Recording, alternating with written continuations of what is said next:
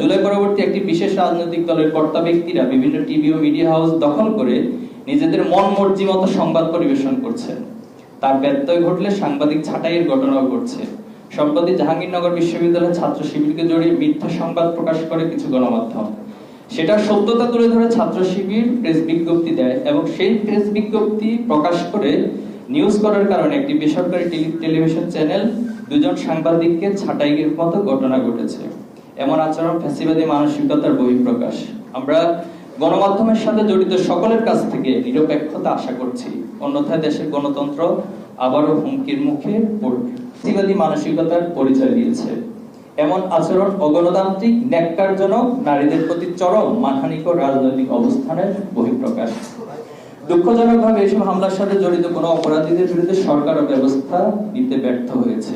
একই সাথে দেশের বিভিন্ন স্থানে মসজিদে কোরআন তালিমের মতো প্রোগ্রামে বাধা প্রদানের ও হামলার মতো ঘটনা ঘটেছে। এছাড়া বিএনপি নির্বাচনের মনোনয়নকে কেন্দ্র করে বিভিন্ন এলাকায় সহিংসতা, কন্দল ও হত্যাকাণ্ড ঘটছে। এমন পরিস্থিতিতে আসন্ন জাতীয় সংসদ নির্বাচনের জন্য হুমকি স্বরূপ আমরা এই সকল ঘটনার তীব্র উদ্বেগ প্রকাশ করছি। সেই সাথে আমরা দেশের শান্তি স্থিতিশীলতা বজায় রাখতে সকল সন্ত্রাসী, চাঁদাবাজ, সকল রাজনৈতিক দুর্বৃত্তদের বিরুদ্ধে কঠোর ব্যবস্থা নেওয়ার আহ্বান জানাচ্ছি। প্রিয় সাংবাদিক বন্ধুগণ, ফ্যাসিবাদী আওয়ামী লীগের আমলে আমরা গণমাধ্যমের একপাক্ষিক অবস্থান দেখেছি। অনেক গণমাধ্যম নিরপেক্ষতা হারিয়ে শেখ হাসিনার আজ্ঞাবহ প্রচার যন্ত্রে পরিণত হয়েছিল। জুলাই বিপ্লব পরবর্তী আমাদের প্রত্যাশা ছিল সকল গণমাধ্যম স্বাধীন আচরণ করে জনগণের আকাঙ্ক্ষার প্রতিফলন ঘটাবে, কিন্তু দুঃখজনকভাবে গণমাধ্যমের এক বেশি আচরণ এখনো যায়নি। কিছু কিছু গণমাধ্যম নিরপেক্ষতার পরিচয় দিতে ব্যর্থ হচ্ছে। বিশেষ করে জুলাই পরবর্তী একটি বিশেষ রাজনৈতিক দলের কর্তা ব্যক্তিরা বিভিন্ন টিভি ও মিডিয়া হাউস দখল করে নিজেদের মন মর্জি মতো সংবাদ পরিবেশন করছেন। তার ব্যত্যয় ঘটলে সাংবাদিক ছাঁটাইয়ের ঘটনাও ঘটছে। সম্প্রতি জাহাঙ্গীরনগর বিশ্ববিদ্যালয়ের ছাত্র শিবিরকে জড়িয়ে মিথ্যা সংবাদ প্রকাশ করে কিছু গণমাধ্যম। সেটার সত্যতা তুলে ধরে ছাত্র শিবির প্রেস বিজ্ঞপ্তি দেয় এবং সেই প্রেস বিজ্ঞপ্তি প্রকাশ করে নিউজ করার কারণে একটি বেসরকারি টেলিভিশন চ্যানেল দুজন সাংবাদিককে ছাঁটাইয়ের মতো ঘটনা ঘটেছে। এমন আচরণ ফ্যাসিবাদী মানসিকতার বহিঃপ্রকাশ। আমরা গণমাধ্যমের সাথে জড়িত সকলের কাছ থেকে নিরপেক্ষতা আশা করছি, অন্যথায় দেশের গণতন্ত্র আবারও হুমকির মুখে পড়বে। সম্মানিত উপস্থিতি, আপনারা জানেন জুলাই গণ অভ্যুত্থানের ১.৫ বছর অতিক্রান্ত হয়েছে। নিষিদ্ধ সংগঠন আওয়ামী লীগের নেতাকর্মীরা বিচার প্রক্রিয়া শুরু হলেও সেটি অত্যন্ত ধীরগতিশীল। এর কারণে কিছু সুবিধাভোগী রাজনৈতিক দলের নেতাকর্মীরা মোটা অঙ্কের টাকার বিনিময়ে কালক্ষেপণ করেছে। সেই সাথে গ্রেপ্তারকৃত আওয়ামী লীগ নেতাদের ছাড়াতে একটি পক্ষ মামলা বাণিজ্যের মাধ্যমে জামিন করিয়েছে, যা অত্যন্ত দুঃখজনক। এই জামিনের সাথে ফ্যাসিবাদী মানসিকতার কিছু ব্যক্তি ও বিভিন্ন রাজনৈতিক দলের আইনজীবীরা জড়িত। এমন অনেক তথ্য গণমাধ্যমে প্রকাশিত হচ্ছে। সম্প্রতি যুগান্তরের তথ্য অনুসারে মানিকগঞ্জে আওয়ামী লীগ নেতাকর্মীদের জামিনের জন্য লড়ছেন বিএনপির সহসভাপতি অ্যাডভোকেট মেজবাউল হক।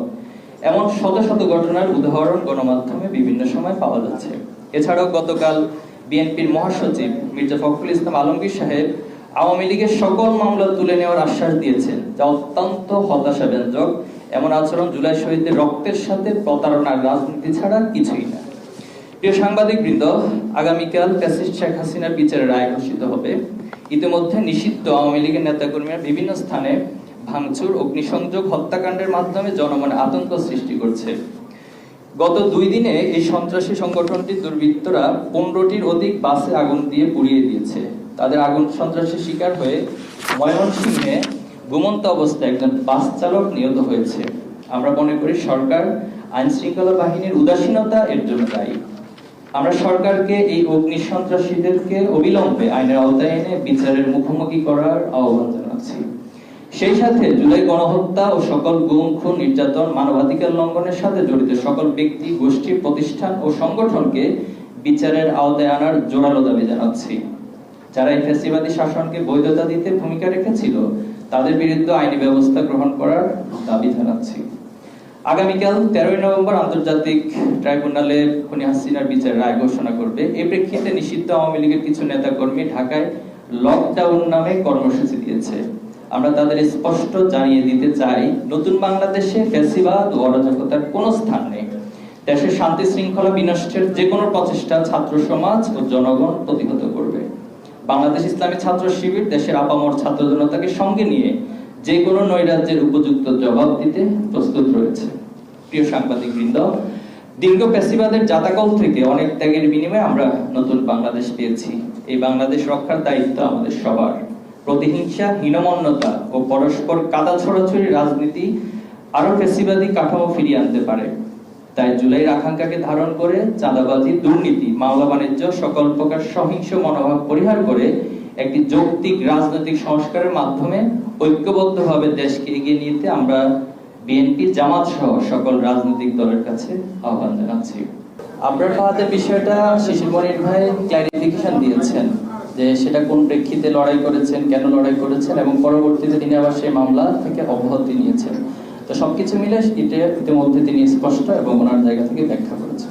আমাদের ইতিমধ্যে আজকে সারা দেশে বিভাগীয় শহরে কর্মসূচি চলমান, বিক্ষোভ মিছিল এবং সমাবেশ হচ্ছে। আগামীকাল আমরা ঢাকায় বিক্ষোভ মিছিল এবং সমাবেশ আছে। পাশাপাশি সারা দেশে সকল জায়গায় আমরা ছাত্র সমাজকে সাথে নিয়ে, ছাত্র জনতাকে সাথে নিয়ে অবস্থান কর্মসূচি ঘোষণা করছি।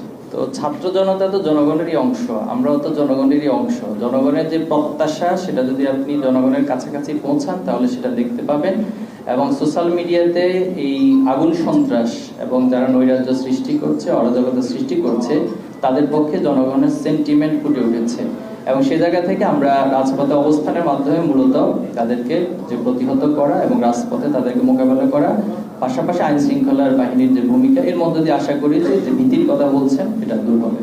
দেখুন, পেট্রোল বোমা ফাটানোর থেকে তো নিঃসন্দেহে কেউ ভালোভাবে দেখার সুযোগ নেই।